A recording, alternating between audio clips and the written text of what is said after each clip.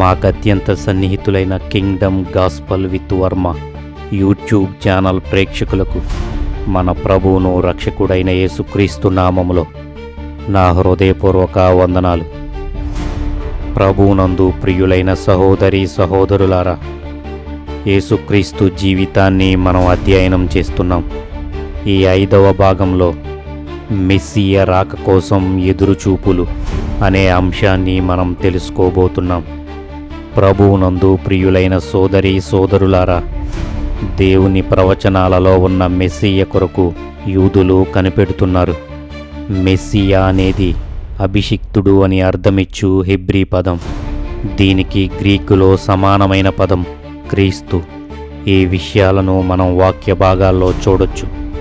బాలుడైన యేసును సున్నతి చేయబడుటకు దేవాలయంలోనికి వెళ్ళినప్పుడు సుమయోను మరియు అన్నయు వారిని దేవాలయంలోనికి ఆహ్వానించినప్పుడు వారు చూపించిన ఆసక్తి, వారు లేఖనాలలో వాగ్దానం చేయబడిన మెస్సియ కొరకు ఎదురుచూస్తున్నారని మనకు అర్థమవుతుంది.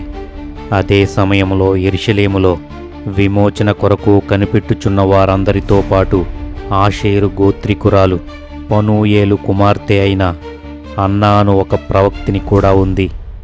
బాప్తిస్మమిచ్చు యోహాను తన పరిచర్యను ప్రారంభించినప్పుడు ప్రజలు మెస్సియ కొరకు కనిపెట్టుచు ఇతడు క్రీస్తయుండునేమో అని కొందరు యోహాను గూర్చి తమ హృదయములో ఆలోచించుకునుచుండిరి. క్రీస్తనబడిన మెస్సియ వచ్చునని సమరయులు సహితం నమ్మారు. దేవుని రాజ్యము కొరకు అరిమతయి యోసేపు కనిపెట్టాడు. ఆయన విజయోత్సాహముతో యెరూషలేములో ప్రవేశించినప్పుడు ప్రజల అభిలాష తేటగా కనిపిస్తుంది. మెస్సియ రాక యూదుల ప్రజల ఆమోదం పొందినది. ఆయన జీవిత వివరాలు కూడా తెలియపరచబడ్డాయి. ఆయన దావీదు సంతతి అయి ఉంటాడని, ఆయన బెత్లెహేములో జన్మిస్తాడని తెలియపరచబడింది. అంతేకాకుండా మెస్సియకు ముందుగా వచ్చువాని వివరాలు కూడా తెలియపరచబడ్డాయి. ఈ లోకపు అబద్ధపు క్రీస్తులు బయలుదేరి ప్రజల నిరీక్షణను మరీ ఎక్కువ చేశారు. కొందరు నేటికి విశ్వసించేది ఏమిటంటే ప్రభువైన యేసుక్రీస్తుకు సమకాలికులలో చాలామంది యేసులు ఉన్నారు. వాళ్లలో ఈయన ఒకడంటారు. దేవుని ప్రవచనాలలో ఉండే శక్తిని ఎరుగని వారు, దాని నెరవేర్పులో ఉన్న దేవుని సమర్థతను చూడలేని అంధత్వంలో ఉన్నవారి నుండి ఇంతకంటే గొప్ప సిద్ధాంతాలను మనం వినలేం. యోధా మత నాయకులు ప్రత్యేకముగా యేసును నిరాకరించారు. ఇది క్రొత్త నిబంధనలో ముఖ్యమైన చర్చగా మనకు కనబడుతుంది. అందుకే బాప్తిస్మమిచ్చు యోహాను రాసిన మాటలను మనం ఇక్కడ గుర్తుకు చేసుకోవాలి. ఆయన తన స్వకీయుల యొద్దకు వచ్చెను, ఆయన స్వకీయులు ఆయనను అంగీకరింపలేదు.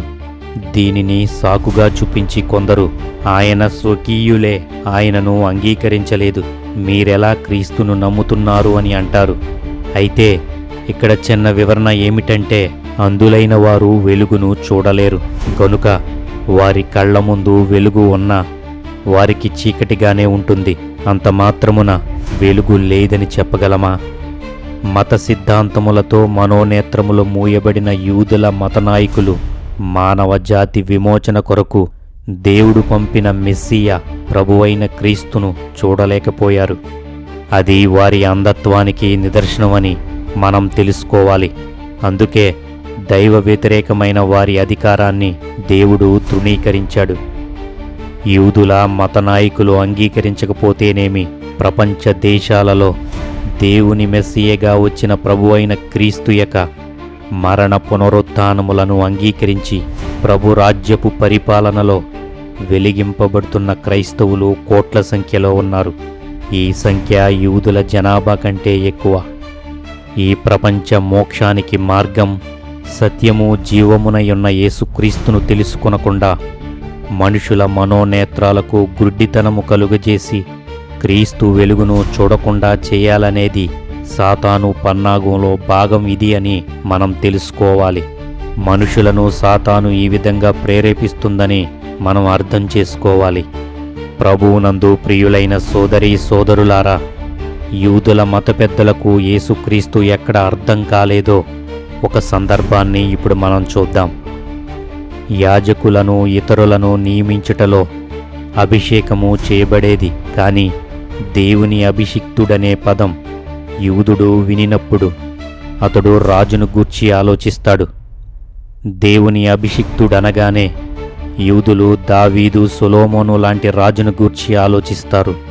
రోమీలను ఓడించి దావీదు, సొలొమోను కాలంలో ఉన్నట్టి రాజ్యాన్ని యూదుల కొరకు తిరిగి స్థాపించే రాజకీయ, సైనికపరమైన, బలీయమైన రాజు కావాలన్నదే యూదుల మనసులో ఉండిపోయింది. కానీ మెస్సియ పరిపాలన ద్వారా ఆధ్యాత్మికమైన ఏలుబడిని దేవుడు తన ప్రజల కొరకు సిద్ధం చేశాడనే దేవుని ఆలోచనను యూదుల మత పెద్దలు తెలుసుకొనలేకపోయారు. యూదులు రాజకీయపరమైన, సైనికులు కలిగిన భూసంబంధమైన రాజును కోరుకుని తాత్కాలికమైన ప్రయోజనాన్ని పొందాలనుకున్నారు. కానీ సర్వమానవాళిని పాప బానిసత్వం నుండి విమోచించుటకు దేవుడు అభిషేకించిన రాజు మెస్సియా. ఇక్కడ విచిత్రకరమైన విషయం ఏమిటంటే, దేవుడు దావీదును అభిషేకించి రాజుగా చేస్తే అది దేవుని చట్టంగా, దేవుని శాసనంగా లేఖనాలను బట్టి అంగీకరించిన యూదుల మత పెద్దలు అదే దేవుడు అభిషేకించి యావత్ ప్రపంచ మనుషులను పాపము నుండి రక్షించుటకు అదే లేఖనాల ఆధారంగా ప్రభువైన యేసుక్రీస్తు మనకు అనుగ్రహింపబడిన కుమారుడని, ఆయన భుజముల మీద రాజ్యభారముండునని, ఆశ్చర్యకరుడు, ఆలోచనకర్తయని, దేవుని అభిషిక్తుడని చెప్పిన దేవుని లేఖనాలను యూదుల మత పెద్దలు అంగీకరించలేదు. మనకు ఇక్కడే అర్థమవుతుంది, వారి అంధత్వానికి పరాకాష్ఠ ఇదేనని తెలుస్తుంది.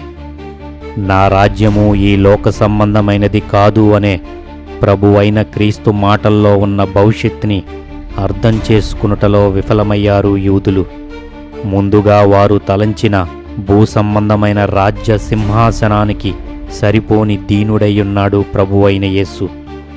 యేసు ప్రవేశించే ఈ లోకానికి సంబంధించి ఎండిన భూమిలో మొలిచిన మొక్కవలే మెస్సియ ఎదుగుతాడని యెషయా ప్రవచనాన్ని మనం ఇక్కడ గుర్తుకు తెచ్చుకోవాలి. ఆయన రాక కొరకు దేవుడు పరిస్థితులను సిద్ధపరిచాడు. అయితే ప్రజల హృదయాలు మాత్రం ఎండిన భూమిలా నెరలు విడిచి ఉన్నాయి. ఆతిథ్యం లేని ఈ లోకంలోనికి క్రీస్తు ప్రవేశించారు. అయితేనేమి, క్రీస్తునందలి విశ్వాసం ఎదిగి ఫలించి లోకమందంతటా వ్యాపిస్తుంది. వచ్చే భాగంలో మళ్ళీ కలుద్దాం.